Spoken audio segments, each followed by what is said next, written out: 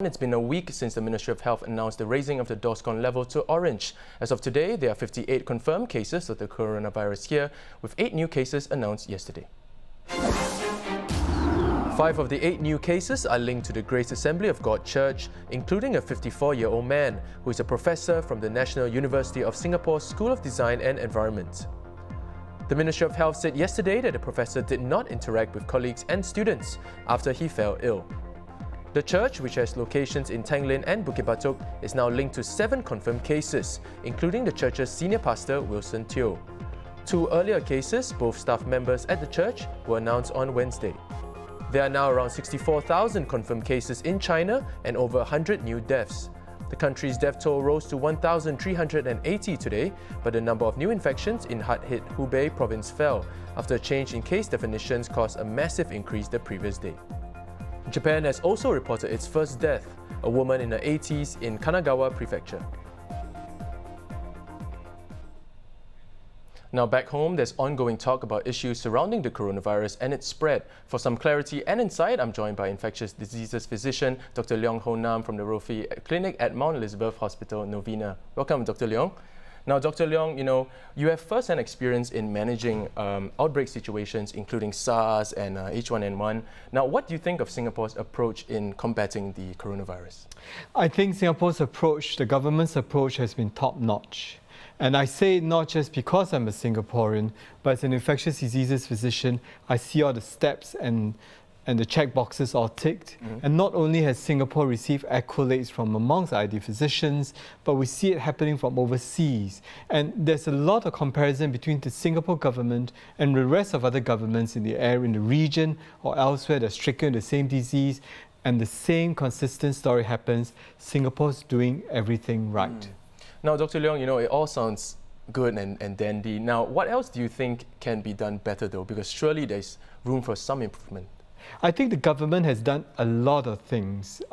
Agree there could be even more preparation, but this sort of outbreak and this sort of fear that comes out, this irrational fear sometimes, have become, it's hard to predict, okay? But that's life. Nothing is totally predictable. But rather, I feel that there's something we can do, and that is actually down to the people. Right down to the people. The people can actually cooperate with the government better. I think one simple example is, if you're sick, please don't go into work. You are shunned from work. Don't go into work, and if you really have to go out, put on a surgical mask and go out. If you have a medical leave, respect that medical leave and stay at home. So you must understand that the coronavirus outbreak we have is a common cold virus. So it behaves like any other common cold. If I were to see a doctor, the doctor will have no idea if it's the real coronavirus or another common cold, and it's really difficult. And the best thing you and I can do if we are sick is to stay at home so that we do not spread the virus out. If you are sick and you travel out and you go off to work to do that work, you may have inconvenienced your entire floor of staff, all your colleagues at work, and you could just shun them all into quarantine. So, on my part, Singaporeans, please do your part. If you're sick, you're not feeling well, you have medical leave, please don't go into work. You might just end up killing your colleagues. Wow. Now, Dr. Leong, let's get into it. China, of course, they recently reviewed its method of diagnosis. Should we follow, China's footsteps on this? No, we shouldn't do what the Chinese are doing, simply because they have a high pre-test probability. If a person with a fever and a cough comes into the clinic, there's a high likelihood that a person has this unusual novel coronavirus, or COVID-2019 as they call it. Now, the other way of calling it a high pretest probability is a high prevalence of disease. So if I were to throw a stone anywhere, chances of me picking up will be extremely high. But the contrast in Singapore is that it's really hard to find one such case now. Out of 6 million people, we have about 58 cases now. The chance of striking lottery at first price will be much higher than actually finding coronavirus in Singapore. If we use the reverse and what we do in China for Singapore, then we'll end up with a lot of false negative, unnecessary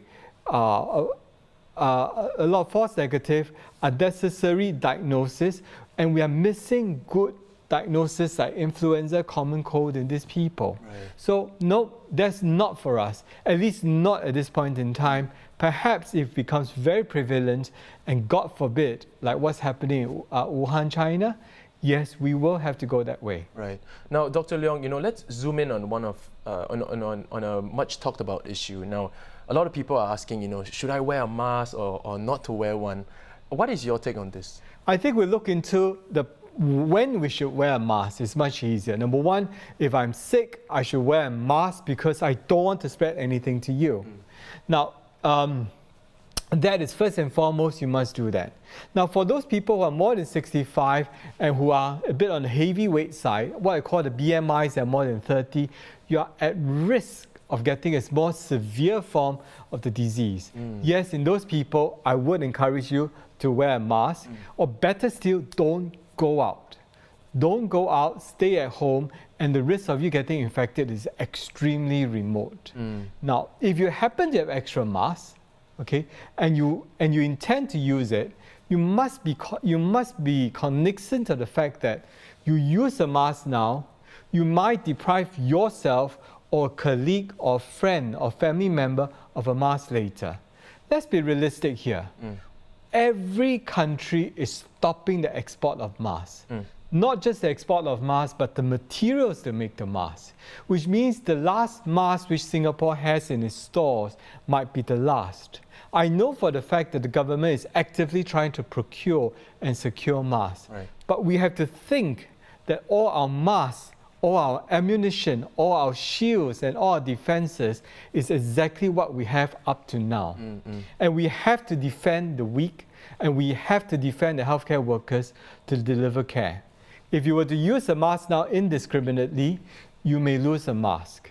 Yes, I can't stop you. If you feel threatened and you want to wear a mask, go ahead, wear it. Number two, but please conserve it. Don't use multiple layers. Use it correctly, use it responsibly, and if you can, even reuse it. Now, the third thing is this. You must be cognizant. You use a mask now, you may be short of a mask later. If you feel you have a lot of masks, please go forward and donate your masks to your neighbors and friends. Even I've seen a message out from the traditional Chinese medicine group. They have masks for up to 2 weeks. They are healthcare workers too. They need masks. If you have extra masks, my friend, bring it out and share with them. Now, doctor, there's also this idea of clinic hopping. People consulting more than one doctor. Why do people visit different clinics? And what would you advise them? The idea of clinic hopping, you get a different doctor, you get a different opinion, and sometimes you might get a smarter doctor, and you might get a better diagnosis. It doesn't play well now, especially if your presentation is that of fever, cough, or what we call the COVID-2019 signs and symptoms. If you have that, you should go back to the same doctor, let the person know that you're not getting better, and the person can escalate. I can tell you, a lot of doctors now on the ground actually have access to other senior doctors, infectious diseases physicians, where they can discuss the case actively and work out something suitable. Now, if you doctor hop, you will bring your virus hopping along as well. To the next clinic, whatever you have, if it's a terrible COVID-2019, you would have affected 2 clinics, not just one. If you hop to 5 clinics, you might have just become the super spreader of tomorrow. So my best suggestion to you is stick with one doctor, go with the doctor, and if something is not right, ask, do you think I should refer into the hospital and get a second opinion? Right. Okay? Doctor hopping, this is the no word of the season. Right. Well, now, doctor, let's, on a final note, let's just end off with final question. We've seen 2 extremes, really, in terms of the interaction with our frontline workers, namely those in the healthcare sector. Companies like Grab, for example, have launched the Grab Care service, while on the other end of the spectrum, there's stories have emerged on social media of these workers being ostracized. Now, what are your thoughts on this issue? I'm disappointed that such things have happened to my colleagues. It shouldn't happen like this. Healthcare workers are here to serve you. They are not to actually cause any problems. And you might identify them because they're wearing the hospital clothes, or you can see the hospital clothes through the bags.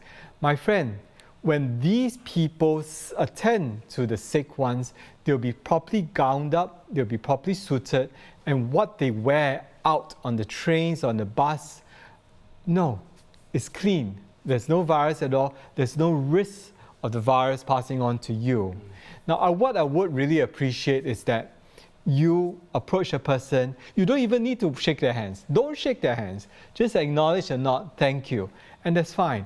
If you are fearful, what you can do is just say acknowledge and move away. That's fine. But there's no need to ostracize, there's no need to condemn, and there's no need to push the person off the bus. That is uncalled for, unwarranted. We should instead show love. And we don't need to shake hands, just a nod, a smile. And that will make the nurses their great day, the doctors simply delight. Well, thank you so much, Dr. Leong. I think it's true. We really need more love in the world. Yes. Now, that was, of course, infectious diseases physician Dr. Leong Ho Nam offering his take on some of the issues surrounding the coronavirus here. And you can keep up with the latest on straitstimes.com. And those were our top stories for today. Keep up to date with news in Singapore and around the world at straitstimes.com. I'm Dylan Ang. See you next Monday for more stories on A Big Story. Have a great weekend.